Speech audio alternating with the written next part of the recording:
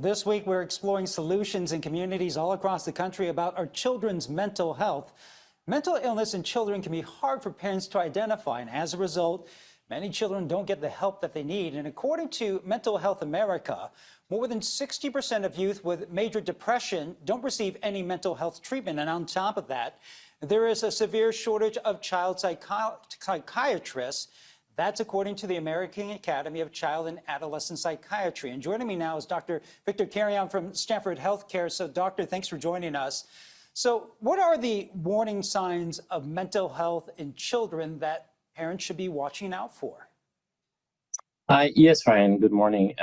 This is really a big problem, as you have pointed out, and the pandemic really has just made it worse with the isolation and stress that it has caused. In general, we want to look for changes in behavior, any change in personality, any change in mood, any change from baseline. And we want to approach these developmentally as well. So preschoolers, school-age children, adolescents may actually behave differently and express differently their symptoms. In preschoolers, we may see some regression of behaviors, so some increased thumb sucking, bedwetting, increased fears. In school-age children, we may see headaches, stomach aches. In adolescents, we see them becoming more withdrawn, avoiding social interactions, avoiding or missing school, for example. But in general, any change in diet, any change in weight, in sleep, for example, may point that there might be a problem. And then very clear signs like either hurting themselves or talking about hurting themselves or talking about death and suicide, and of course, sadness and irritability. So how do doctors actually diagnose mental illness in children, and how exactly is it treated? Well, the point of entry usually is your primary doctor, your pediatrician, who will then consult with a therapist, a psychologist, a psychiatrist, who will do a comprehensive interview. And in this interview, to both the child and the caretakers, we will gather information on family history, on social history, academic history, medical history, and see how that function is altered. So, for example, any signs of distress, any signs that socially things have changed, or academically things have changed. And rather than anchoring in a diagnosis, what we're looking for is target symptoms, symptoms that actually may interfere with the function. This is usually a process that is biological, psychological, and social. So biologically, we will look at things like nutrition, sleep rhythm, a medical exam. Psychologically, we will look at things like mood, changes in behavior, in cognition, and socially, any engagement, motivation, and so forth. And how young are we talking?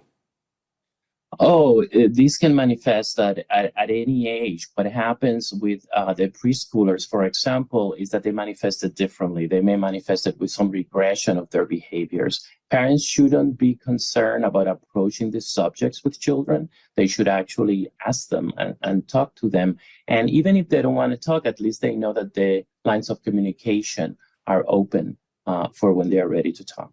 And so if you're a parent and you have a child with some mental health issues, how can you help your child cope? What should I do as a parent?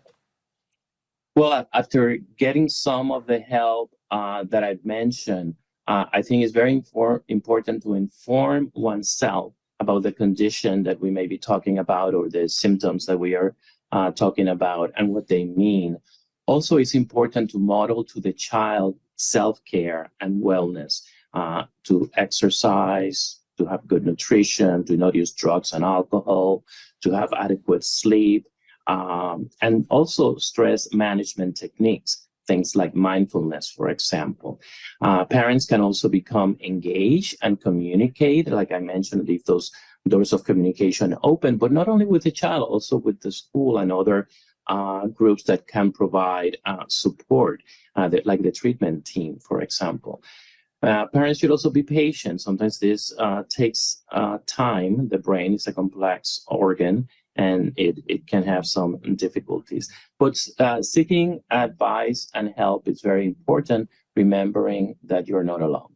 And you had mentioned COVID and isolation impacting some of the younger children. For some of the older children, how much does social media and that role play? Well, social media it's a tool that was there when they needed it, right? During the pandemic. And like every tool, it can have its benefits and it can have its challenges. It is important for us to teach children how to actually use these tools. So very much how when they were very little and we were teaching them how to use a hammer and what a hammer was not for, the same with social media. All right, well, thank you very much, Dr. Victor Carrión with Stanford Healthcare. Always good information.